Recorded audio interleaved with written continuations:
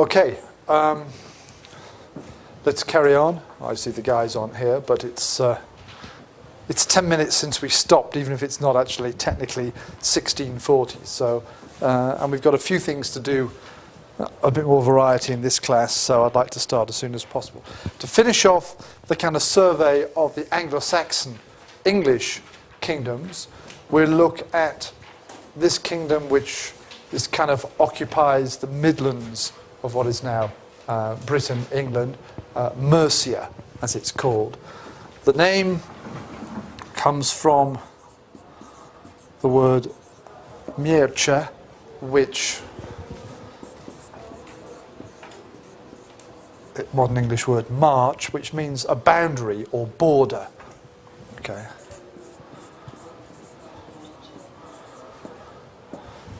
So it's not a name like the West Saxons, the kingdom of the Saxons, or the Angles. It's not a name of a people, it's a name of a function almost. This kingdom forms some kind of a boundary. Traditionally, this is thought to be the boundary of the English against the Welsh, okay, which it may well have been, but people have put forward other arguments as well, other kinds of boundaries that are going on. This kingdom emerges quite late, partly, of course, because the Anglo-Saxons are coming in from the east, so they reach the Midlands later, and from the south. So this area becomes kind of Anglo-Saxonized later than Kent or somewhere, for example. So then the subsequent emergence of a political identity in that area is late. So we're talking about the 7th century when we can start to talk about kind of political developments and so on. It was most certainly, even more so perhaps than some of the others, a kind of confederation. Okay, it was a combination of various peoples put together eventually under a single ruler as that power expands. And by the time we see the kingdom emerging, we can see this happening. Okay, we have charters, little documents written by people who call themselves kings of Mercia, and their dealings with the Magoncita and the Hwicce and so on. And these people eventually kind of disappear and just become part of what is called Mercia. And they're expanding this way and also kind of this way as well. So we can trace the kind of development or creation, effectively, of Mercia during the 7th and 8th centuries. It's quite an interesting subject. Again, probably not kind of purely English. And remember from our map where we saw place names that were showing continuity of Welsh or British settlement and so on, it was from the Mercian region that map we saw was theirs. So I'm sure this population here was both English but also Welsh or British in origin, and so a great mixture of peoples. Okay.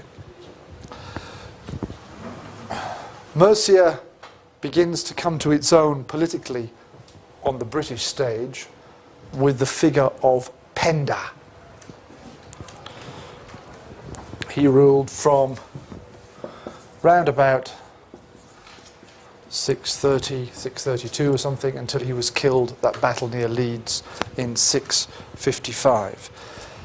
Now he's the guy who was killing the Northumbrian rulers more than once, I mentioned before. He's the one that, with his Welsh ally from the north, North Wales, is pushing up this way. Okay.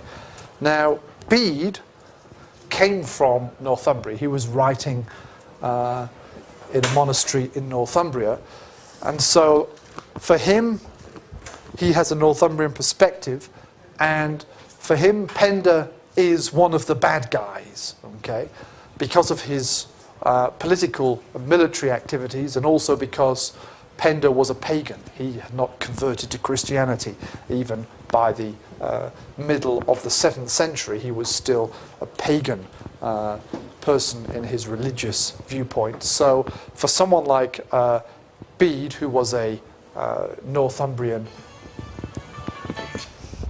person, that wasn't my wife, that must have been the library, but we'll ignore that for the moment.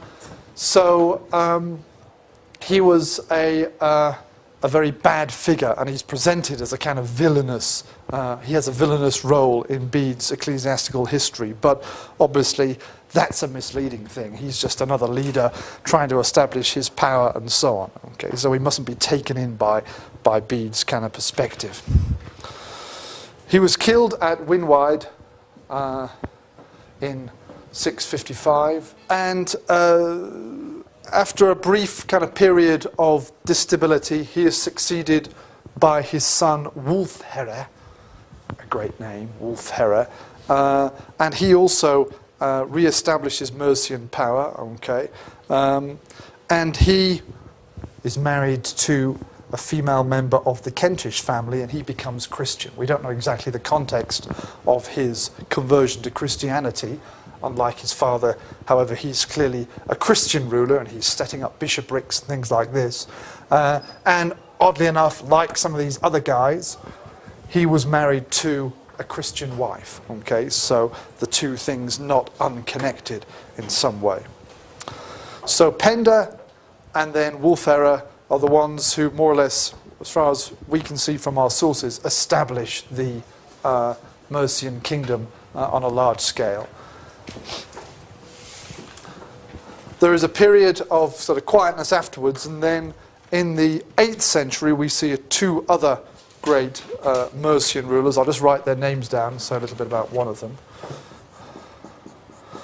Athelbald, who ruled 716 to 757, and then he was succeeded by Offa, 757 to 796. And Offa is most famous, at least for Welsh people, for probably having organised a large earthen wall stretching more or less all the way along the Welsh border. Okay, and this is known generally as Offa's Dyke. The dyke there is not a reference to someone's sexual orientation or whatever. It's to do with it's the name for this construction. People have argued, what was this guy doing? Was he just trying to keep the Welsh out? Was it a kind of simple version of Hadrian's Wall or the Antonine Wall that the Romans had built centuries earlier? Or was it some way of controlling movement between what was becoming England, what was becoming Wales? Was it a military thing? Was it somehow a way of controlling access? It's not very clear. But even today, okay, you could be driving along the sort of borderlands of Wales, and then you won't necessarily see a kind of wall, like you can still see bits of Hadrian's Wall, but you'll feel yourself kind of going up in the car and then kind of going down again. I've driven up and over Offa's Dyke on more than one occasion and so on. And they've more or less reconstructed its passage and so on. So a king who's in a position to more or less build a wall, or an earthen wall that's stretching for hundreds of miles across a border, obviously is quite a powerful kind of a figure. And he was one of the big figures towards the very end of the kind of pre-Viking period in English history. Now Mercia has become of interest in the past few months, and let's go online now for this, because in July a amateur metal detectorist, as they are apparently called,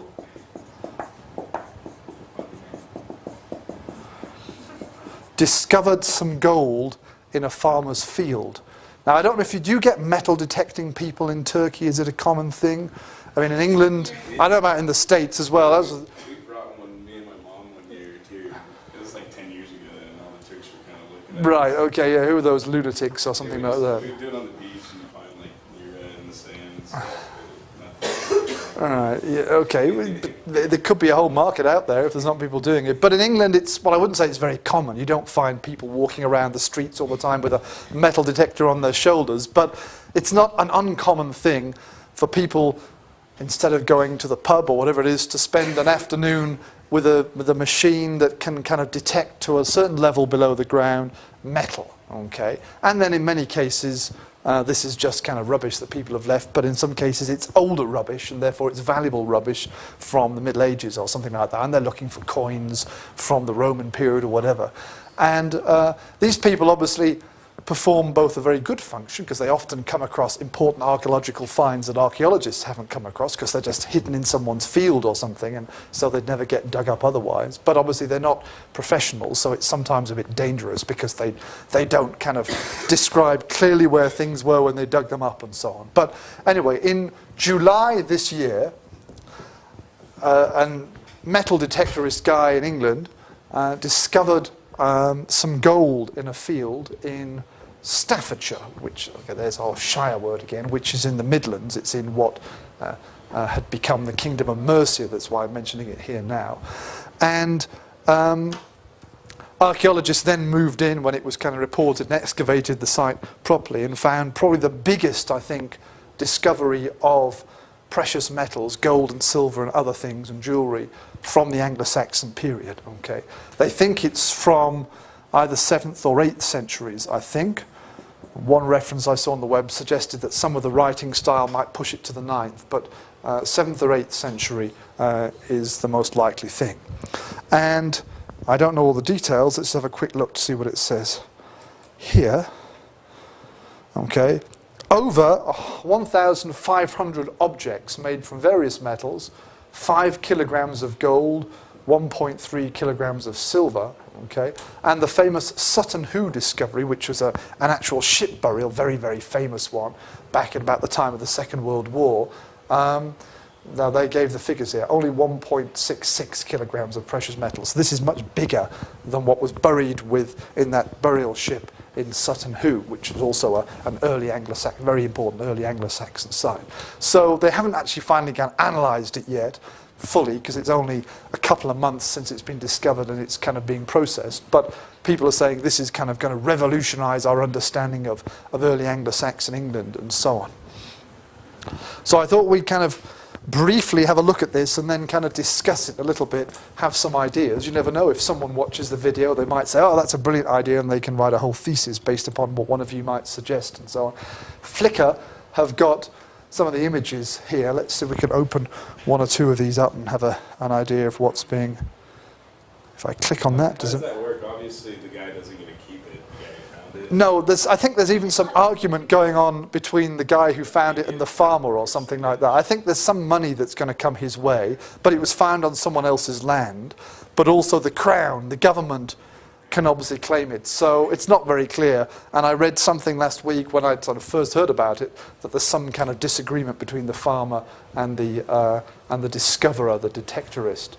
So here is something, I don't know what is this some kind of a wristband or something like that? It's not clear what it might be. It looks quite, it's nice, it's got the nice interlacing hilt fitting. Okay, so it's the hilt from a sword, fitting from a... Lots of the pieces apparently have been kind of removed from the original thing. So it's like you've got a nice fancy sword that may have existed, and then they've taken some of the finer bits off and things like that. So they're things that are not useful in themselves. They were part of something bigger. So this is the fitting for a sword hilt. And these little round things here, for example, they certainly look like, I mean, something that's been taken off something else. Again, very intricate work, because obviously these things are quite small. Gold and garnet scabbard boss fitting. So again, from a sword things, but it's just the boss, the end on the scabbard and so on. Okay, so relatively, it's the valuable golden bit taken off. I don't know if there's... They said, when I read somewhere, that largely it's things connected to like swords. They're things connected to weapons and stuff. And there's two or three crosses, one of them all bent over, which may or may not mean anything, but not many overtly Christian things, but one or two in that sense. This looks like a ring, I suppose. Let's look at that, see if that's... Unless, again, it's one of these... Oh, it's another boss thing, so it's the same kind of thing that we saw before. Some of them are great details, so we can just see the fine craftsmanship going on. Fish and eagles, that says. Let's see how there is. Okay, and that doesn't even... Someone's put some comments on that. This is very funny. Better be careful here. It could be something dubious. I want to steal this. Look at one more. So, okay, and here's some kind of inscription. I think it's something from the Bible or something like that. They said, but you can try and date things because the style of writing changes every century or so. Though obviously you might be a bit archaic and things like this. So trying to work out the character of the letters might give you some kind of a date if they're copying what people were doing in other contexts and so on, or at least it gives you an early date. It doesn't give you the date for the actual hoard itself. And I think that's more or less it. You can always have a look at the site and so on. So this is a lot of gold and silver, and a hell of a lot of gold and silver compared to anything found before like this in England, all just buried in the ground together, okay, stuck there under the ground. Why? What's this, all this about? And so why would someone, let's close the door. If we're going to use this to, okay, the art historians and so on, we're very excited by all this, but those of us with a broader perspective, I mean, we can't, there's no name, we can't connect it to anyone specifically. But what do you think is going on? Why have we got all this stuff under the ground? Okay. Altai. Maybe they buried this golds and precious metals because for protect them because of an invasion or war or something else.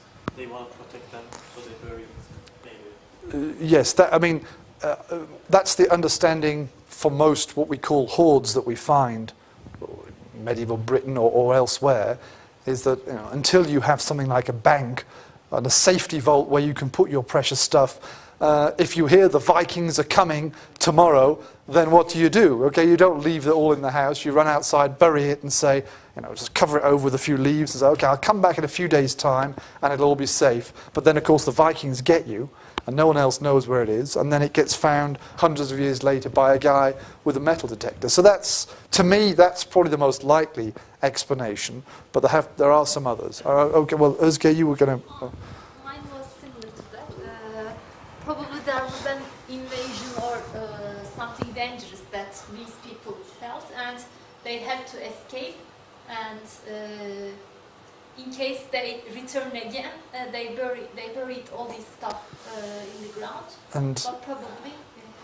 Yeah, I mean, it's lucky for us that all these people that have buried these things and other things they were obviously all killed or something. Otherwise, we wouldn't find them. Of course, they'd all got destroyed. But the same basic theory. That seems as. I also think these precious things are buried with high level people in society, but for that to be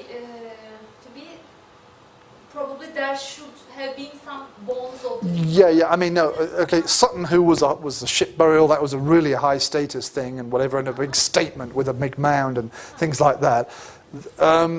Someone that possessed or had come into possession by whatever way of all this stuff wouldn't have just been stuck under the ground and forgotten about. There would be something there to mark, probably his in this case, because they said there's not many female things. So it's probably not a burial, and they haven't found anything close by. They must have scanned the site and done test things or whatever archaeologists do and so on. It seems to be a very kind of specific point. So that leaves us more with the kind of spontaneous thing, whatever it might be.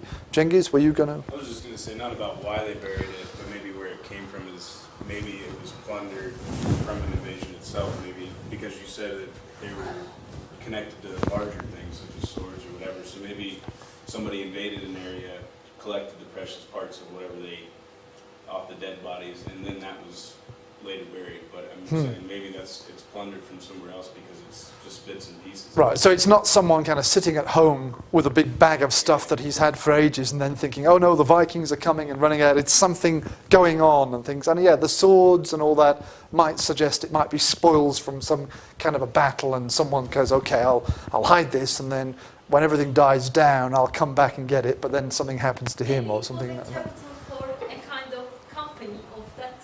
Right, an investment or something, yeah. It could be a tradition.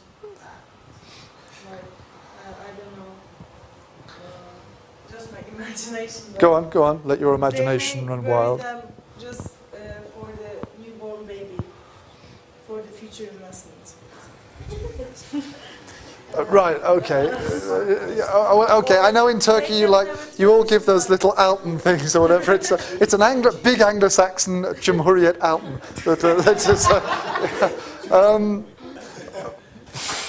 At the moment, I think they'd be very happy with any suggestions, and Burçin, but About the protection of their identity to the later ages. that's quite an advanced idea for these people. I think they wouldn't be worrying too much about us or something. I know, like you mean like today we put things in a spaceship and send it out in satellite and think that the Martians will find it or something in 1,000 years' time, and then they'll see a picture of, I know, Prince Charles or something like that, whatever it is, that kind of a message to the future or something. That's a good idea. I don't know. It doesn't sound the kind of thing that a 7th century Anglo-Saxon would have. No, they would have left something a bit more. They can be a present for the, I don't know, like God or gods, like other words. Okay, one of the suggestions, and it depends, of course, when we date it and so on, but is that it might be what is sometimes called a votive offering, which is basically kind of giving up some stuff, burying it or throwing it into a river or whatever they might do. Pagans, there's evidence that pagan peoples did this kind of thing as a kind of offering to the gods or whatever. They didn't have kind of temples and their equivalents of churches necessarily to go to, or it was a sort of spontaneous individual thing. It seems like a very, very big votive offering, but I don't know much about votive offerings, and it depends when we're at, because this, as we just saw, Penda, in the first half of the 7th century, the ruler of Mercia, which is the area where this more or less comes from, was a pagan. It was his son, Wulfhere, who becomes Christian later. If this find dates from the earlier period, then it could be from a more pagan context. If we're talking late 8th or even 9th century, then kind of pagan votive offerings becoming less of a likely explanation. And then, of course, by that point, we're completely into the Viking period. So we're completely into that's where we find lots of coin finds throughout Britain, where clearly they're datable because we know who the kings are on the coins. They're very clearly datable to the Viking period, and people are basically hiding their stuff because Vikings are coming. So earlier, the votive offering suggestion is certainly a possibility. Later, I think we go more and more towards the Viking theory, I might suggest. Could it be a collection of tax revenue or a collection of things for some time interval for that colony or for that tribe or something like that? Well, yes. I mean, it could be. I mean, it could be all sorts of stuff, I suppose. What it functioned as when it was above the ground is one thing, and then why it was buried under the ground afterwards is another thing. So yeah, I mean, the whole set of possibilities. But okay, we watch this space. Maybe we all come back together in a year's time and find out what the archaeologists have had to say. It might be quite interesting in that respect. Okay, half an hour to go. Let's have at least look at Wales, and then if we've got time, Scotland, or we'll save Scotland for next time. I've got a slightly different approach to Wales. Here is a map of very early Welsh political divisions taken from Wales in the early Middle Ages by the great Wendy Davies. These are the names of kingdoms that we can identify roughly by about the 8th century in Wales. Okay, they've cropped up at least once. All of them are names of kingdoms apart from here, where it's a ruler who's somehow connected to the kingdom of Powys, Cynddylan, and there's a series of poems connected to this guy that suggests he existed and so on and things like that. But all the other names are names that occur in sources which, to varying degrees, can be suggested as more or less reliable. But let's go back a bit further first, because as I said in the first hour, Gildas is one of the few written historical sources which is actually contemporary with what he's describing up to a point, because he has, I've just summarized what he's got here for you, but a section of his book is where he's no longer talking about the Anglo-Saxons arriving. Remember, he's presenting a kind of sermon where he's saying the British people, the Welsh, have been bad. They have not followed God's way properly, and therefore they've been punished by God, and God has allowed the Anglo-Saxons to come in and take over the land. Okay? That's his main kind of theory or idea. And he talks briefly about the Anglo-Saxons spreading and so on. When he has done that, he also then spends a few pages criticizing contemporary kings, rulers, okay? Actually looking at some of these guys and saying, you're a terrible ruler, it's your fault as well, you've got the power, you could do something different about it, and so on. Now again, he doesn't go into great detail, he doesn't go into specifics and give us their address and so on, but he kind of gives clues and so on as part of this. So here are the 5 kings that he attacks. Okay. One he calls Constantinus, that's a nice Roman Latin name. He calls him the whelp of the filthy lioness of Damnonia. Now, he's playing with names a lot here throughout this. Whelp means kind of like an offspring, puppy or young lion or something like that, okay, but in a negative kind of a way. And of course, the kingdom is called Dumnonia with a U, but he's deliberately turned it into Damnonia. You are damned, damnation, and things like that. Okay, as long as the scribes have been copying correctly. And we do have in the genealogies of Dumnonia, Devon, we do have a king who in the Welsh form is Custennin. So it's possible that the Custennin of the genealogies might be the same as this Constantinus. Okay, it's the same, essentially the same name. Okay. And then we have this guy who has a sort of double name, Aurelius, which is, again, Roman, and Caninus. There may be a suggestion of a dog element. It's a changing the name again, but it might be connected to the Welsh name Cynan. Okay? He's said to be the ruler of the Bears' stronghold. The third king is Vortipor. Now remember, we came across that very name the other day on that Ogham stone, Latin and Ogham inscription, in Dyfed, okay, in the southwest Wales. The Welsh form of that name, Gwrthefyr, and he calls him specifically tyrant of the Dimitai, okay. So he's actually specifically locating him in the same area. Generally, people suggest that these two Vortipors are the same, but some scholars have argued for various reasons that we can't identify them so easily. Okay, we don't have enough information, blah, blah, blah.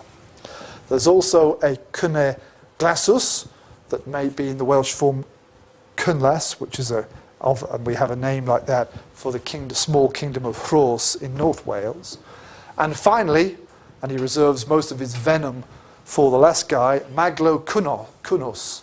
He calls him the dragon of the island, and he says that he is higher than all the other duces, rulers, leaders of Britain.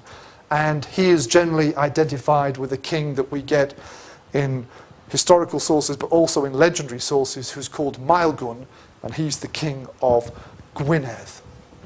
So on the map, we've got Maelgwn. We may have Cynoglasus here, maybe somewhere in Powys the Cynan, that's quite a common name for rulers there, and Vortipor down here, and then outside of Wales we have Dumnonia, we have the Custennin outside, and so on. Here's a bit about what he says about these people. This unspeakable sin that he's been talking about is not unknown to Constantinus, tyrant whelp of the filthy lioness of Dumnonia.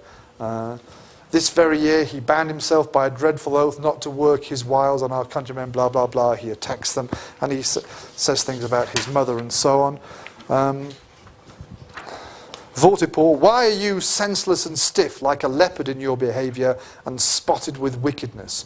Your head is already whitening as you sit upon your throne that is full of guiles, evil thoughts, and stained from top to bottom with diverse murders and adulteries. Bad son of a good king, he says of Vortipor, tyrant of the Dimitai. And then let's find, where does he come on to? Okay. What of you, this is Maelgwn Maglocunus, the last one, dragon of the island, you who have removed many of these tyrants from their country and even their life. So he's suggesting Maelgwn has killed lots of other kings. Okay, you are last on my list, but first in evil, mightier than many both in power and malice, more profuse in giving, more extravagant in sin, strong in arms, but stronger still in what destroys the soul. Blah, blah, blah, blah, blah, he goes on. Now, luckily, in the 6th century, they didn't have the internet, so I don't know if these guys actually got to read this, but if they quite got to read that, they may have said, who is this Gildas guy, and gone to sort of sort him out or something like that. But things worked a little bit differently in those days. But he clearly did feel that the contemporary rulers of Wales and the British world in general were not dealing with the English problem and were sinful and so on. And he obviously goes over the top in what he says about this. But this is a nice, if not very detailed, series of references to people that we can try and identify in later sources, so we can kind of begin to put a picture together. And if we are correct, if we've got the identifications right, which we may or may not have done, then at least at some point in the 6th century, we can start saying, well, there were kings in these areas. We know about Maelgwn. He was connected to this area, North Wales, possibly here, whatever. The kingdom of Dyfed, we can see. We've got all those inscriptions and things. This must be emerging as well, and things like that. So it's quite a nice way of beginning the process of looking at Welsh history during this period. The other big thing to mention before we kind of maybe do some political survey is the figure of Arthur.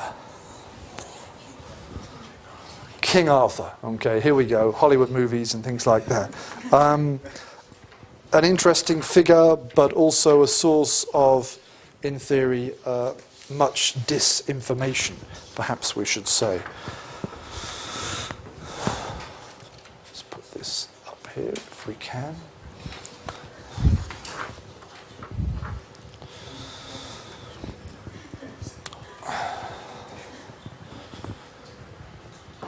King Arthur, a figure of modern legend as well as medieval legend, and one of these people that, one of these figures that it's difficult to let go of. There are even books that have been written. This is a book called The Age of Arthur by John Morris back in the 1970s that tries to kind of recreate the real world of Arthur and his position in real history and things like that. Most historians would reject that these days, and it's not even clear how certain and who Arthur was. Okay, there certainly wasn't a round table, and there certainly wasn't all these knights and all the legends. That is a late medieval, kind of partly British but partly French creation and so on. Then obviously in our day Hollywood has kind of taken it further. But let's for a few minutes explore what may or may not have been the real figure of Arthur, who at the most limited was some kind of a perhaps Welsh or British Welsh military leader. Okay, not necessarily king, some kind of military leader, and to see what we can find out about him and whether it's reliable or not. We begin with Gildas. He doesn't mention Arthur at all, but he mentions a battle, very important battle, between the British and the Saxons, which he calls Mons Badonicus. He says it occurred 44 years ago, and if he was living at about the middle of the 6th century, then we're saying maybe this occurred sometime around about 510 or something like that. It's not very clear exactly when. Early 6th century. It doesn't mention Arthur. He doesn't say Arthur at all, but this has become connected to the figure of Arthur later on. Next we turn to this text, which is called the Historia Britonum. It's a Latin work written by a Welshman, probably in the year 831, round about 830 at least, okay, round about 830. So quite late on, okay, a few hundred years later than the alleged time of Arthur. And it contains one or two little references to Arthur. This is the most famous one, which is what's called here in brackets the campaigns of Arthur. Let's just read through this. Okay. So it talks about the Kentish and so on. It's got of English history from Bede and elsewhere. Then it says, then just here, it says, suddenly, it says, then Arthur fought against them in those days, together with the kings of the British. Okay? But he was their leader in battle. The first battle was at the mouth of the River Glyne. The second, the third, the fourth, and the fifth to one another river called the Douglas, which is in the country of Lindsey, which is in the east. It's one of the eastern English kingdoms. The sixth battle was on the river called Bassas. The seventh battle in Caerleon Forest, that is the Battle of Caerleon Coed in Welsh. The eighth battle in Gwynion Fort, and in it Arthur carried the image of the Holy Mary, the everlasting Virgin, on his shield, and the heathen were put to flight on that day, and there was a great slaughter upon them through the power of our Lord Jesus Christ and the power of the Holy Virgin Mary, his mother. The ninth battle was fought in the city of Legion. Two possibilities for where that is, okay, either Caerleon or Chester.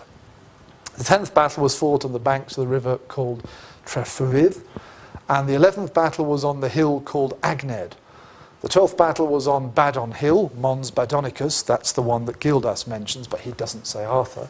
And in it 960 men fell in one day. Well, obviously that's not a specific number, we can't be certain, from a single charge of Arthur's, and no one laid them low save he alone. So he was the one doing all the fighting. He was victorious in all these campaigns. Okay?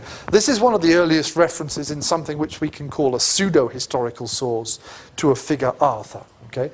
Very little in common with the kind of round table Arthur of the Chansons des Gestes and so on of the later Middle Ages and the Hollywood image. Okay? And here he's not a king, he's a leader. Okay, and I haven't got my text to see what the Latin is, but it's probably comes or dux or something like that, battle leader. However, it's even been suggested that this passage is just a summary of a poem, that someone had written a poem about the great battles of Arthur, and perhaps in each stanza they referred to the different battles. Each battle had a stanza of itself, and they think this is then a kind of summary of that. He's trying to put some poem into a kind of historical form and things like this. Okay? So if they're correct in that suggestion, and there's no way of proving it definitely until we find a manuscript with this poem or something, and that's probably not going to happen, but if that suggestion is correct, then even this reference, which is a second-hand one from a poem, then already the figure of Arthur is a legendary figure. Okay? He's someone that they're writing poems about. That doesn't mean he didn't exist, but obviously when you're talking about legend, then things become a bit more difficult indeed. Next, we have another Welsh text called the Welsh Annals, or generally known by their Latin title, Annales Cambriae. And very near the start of these annals, and in their existing form they come from the 10th century, but they're probably drawing on earlier sources, but in their existing form they're 10th century in the way they've been put together. So very early on, this is the first reference here, in two of the annals we have references to Arthur. Here again he's connected to the Battle of Baden. Battle of Baden, in which Arthur carried the cross of our Lord Jesus Christ for 3 days and 3 nights on his shoulders, okay, which they think means the shield, and the Britons were the victors. Okay, we had that more or less before, but now it's given a specific year, okay, and in fact, oddly enough, not too far away from our estimated date of the battle from Gildas. And then the Battle of Camlan, in which Arthur and Medraud fell, so Arthur is killed here. In the same year there was a plague in Britain and Ireland and so on.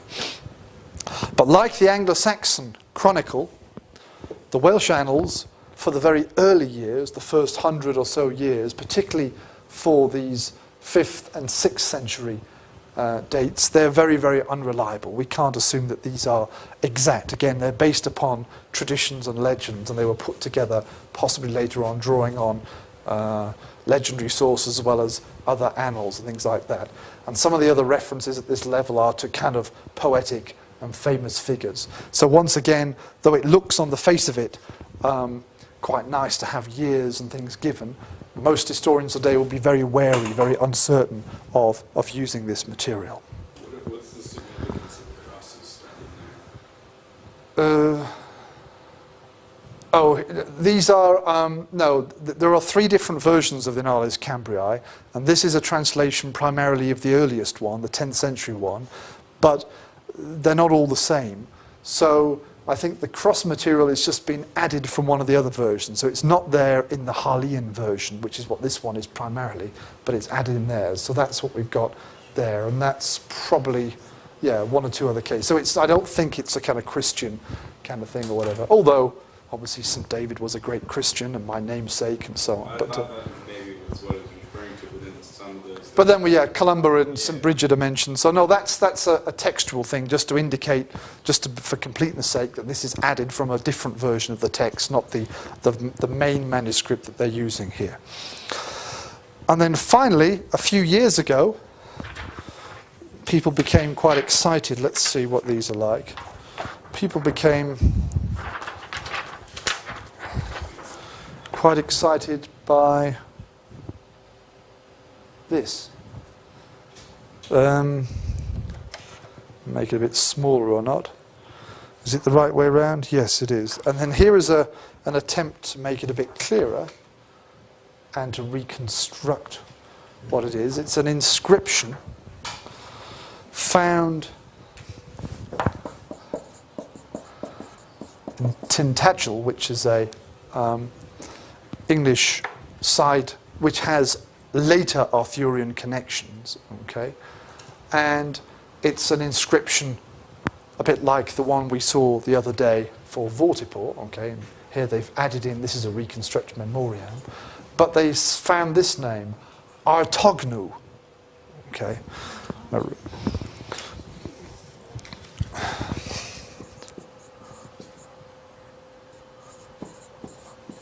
Something like that, okay. The inscription probably says something like, Artognu, father or descendant of Colus, had this stone put up. And this one is a bit more reconstructed. They've got Maxentius going across, maybe separately a different thing, and Memoriam put in and so on, but this is the original stone. But the name Artognu is very clear across there. And they suggested, look, Tintagel is traditionally an Arthurian site in later legends and so on. And here we have a stone which has sort of art on it. And maybe this is kind of Arthur's stone, and it proves that King Arthur was at Tintagel and so on.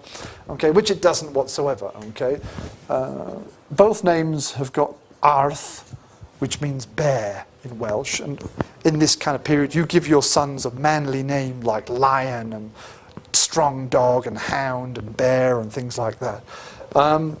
So it's not an uncommon name and not an uncommon name element, okay, but they're different names. So as far as I'm concerned anyway, I'm sure there are people out there who still think this is kind of Arthur's stone. That was certainly a misleading thing or whatever.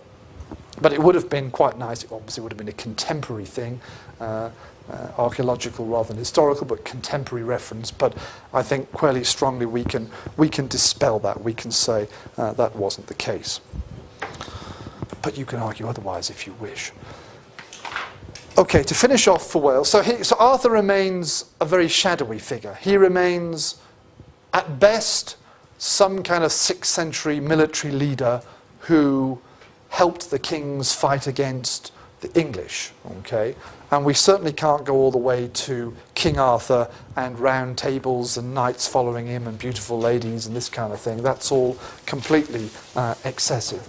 At the worst, he was just some figment, a creation for the Welsh in particular, who obviously had lost power. The Britons had lost their power in Britain, and so he becomes a focus for their ideas and their wishes to somehow recreate Welsh or British power in Britain, and Arthur becomes a figure of that. And the earlier stages of the Arthur legend we can see in very early Welsh writings a bit later, and then Geoffrey of Monmouth, an important 12th century writer, takes the figure of Arthur and creates something very different there for him. Then the French take it, and then it goes on from there. So the figure of Arthur, very, very obscure and very difficult to pin down, partly because of the sources we have and what we can and cannot say.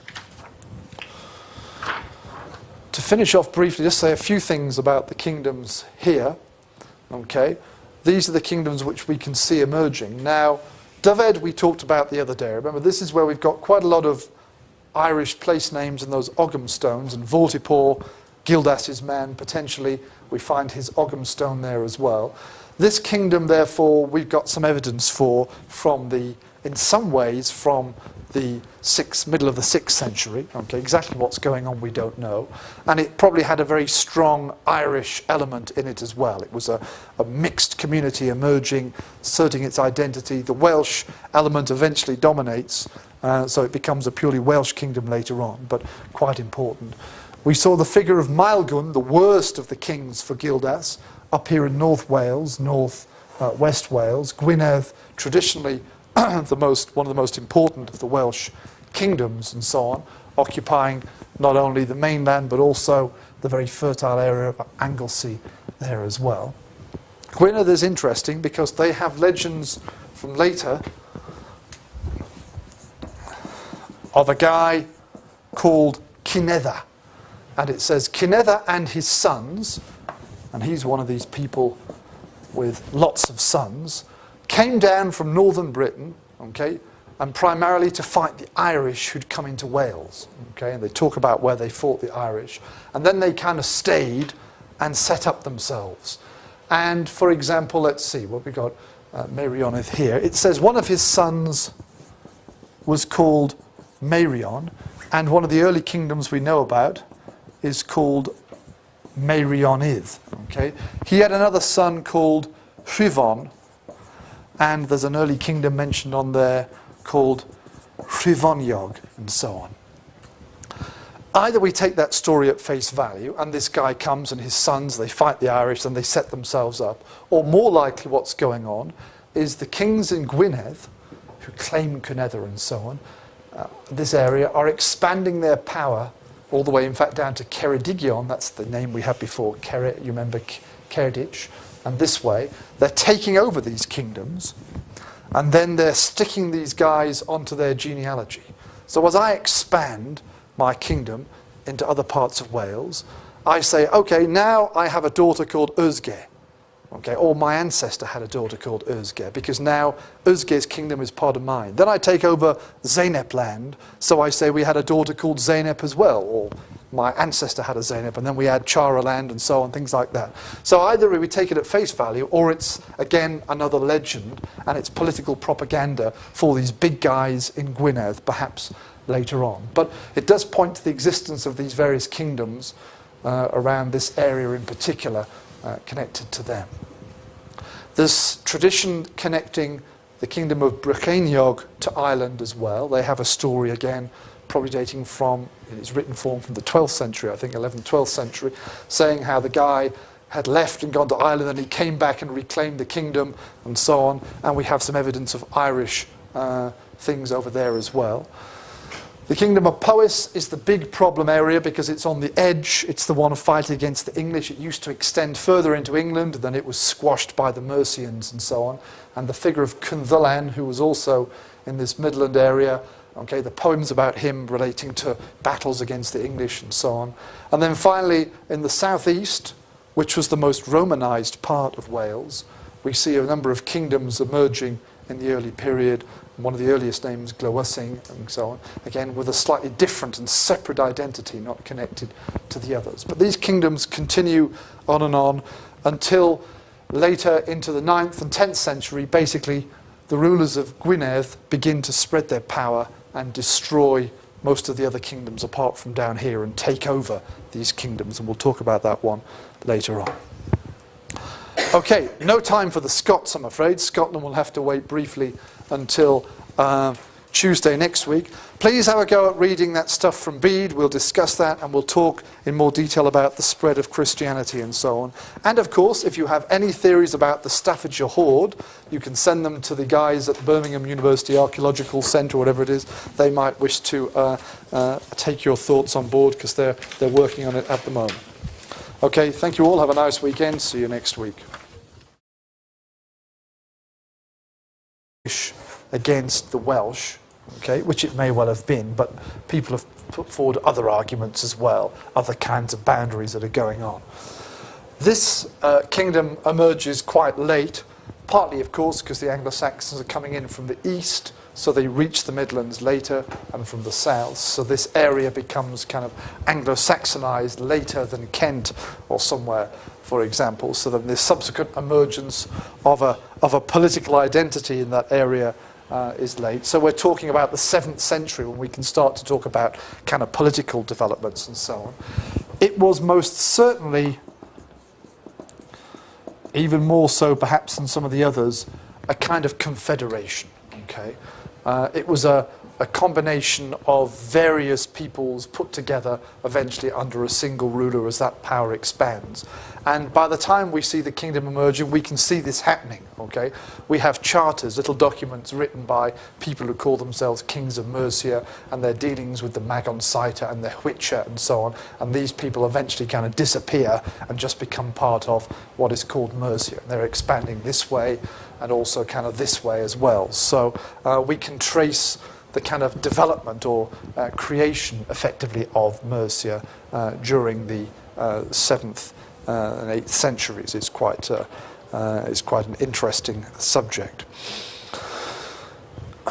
Again, probably not kind of purely English. And remember, from our map, what we can see from our sources, establish the Mercian kingdom on a large scale.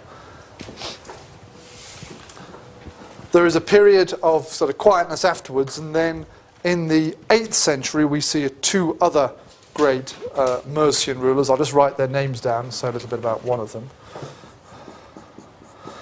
Athelbald, who ruled 716 to 757, and then he was succeeded by Offa, 757 to 796. And Offa is most famous, at least for Welsh people, for probably having organised a large earthen wall stretching more or less all the way along the Welsh border. Okay, and this is known generally as Offa's Dyke. The dyke there is not a reference to someone's sexual orientation or whatever. It's to do with it's the name for this construction. People have argued, what was this guy doing? Was he just trying to keep the Welsh out? Was it a kind of simple version of Hadrian's Wall or the Antonine Wall that the Romans had built centuries earlier? Or was it some way of controlling movement between what was becoming England and what was becoming Wales? Was it a military thing? Was it we saw place names that were showing continuity of Welsh or British settlement and so on. It was from the Mercian region that map we saw was there. So I'm sure this population here was both English but also Welsh or British in origin, and so a great mixture of peoples. Okay. Mercia begins to come to its own politically on the British stage with the figure of Penda. He ruled from round about 630, 632 or something until he was killed at that battle near Leeds in 655. Now he's the guy who was killing the Northumbrian rulers more than once. I mentioned before, he's the one that with his Welsh ally from the north, North Wales, is pushing up this way. Okay. Now Bede came from Northumbria. He was writing in a monastery in Northumbria. And so for him, he has a Northumbrian perspective, and for him, Penda is one of the bad guys, okay, because of his political and military activities, and also because Penda was a pagan. He had not converted to Christianity. Even by the middle of the 7th century, he was still a pagan person.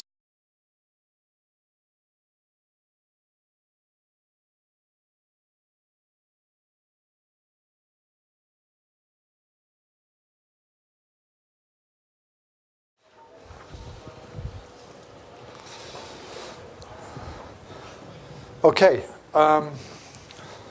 let's carry on. I see the guys on here, but it's 10 minutes since we stopped, even if it's not actually technically 16:40. So, and we've got a few things to do, a bit more variety in this class, so I'd like to start as soon as possible. To finish off the kind of survey of the Anglo-Saxon English kingdoms, we'll look at this kingdom which is kind of occupies the Midlands of what is now Britain, England, Mercia, as it's called. The name comes from the word mierce, which, modern English word, march, which means a boundary or border. Okay.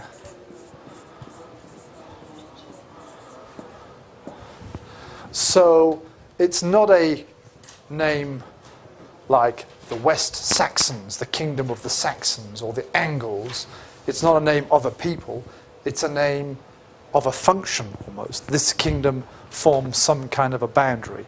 Traditionally, this is thought to be the boundary of the English in his religious viewpoint. So for someone like Bede, who was a Northumbrian person, that wasn't my wife, that must have been the library, but we'll ignore that for the moment. He was a very bad figure, and he's presented as a kind of villainous, he has a villainous role in Bede's ecclesiastical history, but obviously that's a misleading thing. He's just another leader trying to establish his power and so on. Okay, so he mustn't be taken in by Bede's kind of perspective. He was killed at Winwide in 655, and after a brief kind of period of instability, he is succeeded by his son Wulfhere, a great name, Wulfhere, and he also re-establishes Mercian power. Okay, and he is married to a female member of the Kentish family, and he becomes Christian. We don't know exactly the context of his conversion to Christianity. Unlike his father, however, he's clearly a Christian ruler, and he's setting up bishoprics and things like this. And oddly enough, like some of these other guys, he was married to a Christian wife. Okay, so the two things not unconnected in some way. So Penda and then Wulfhere are the ones who more or less, as far as we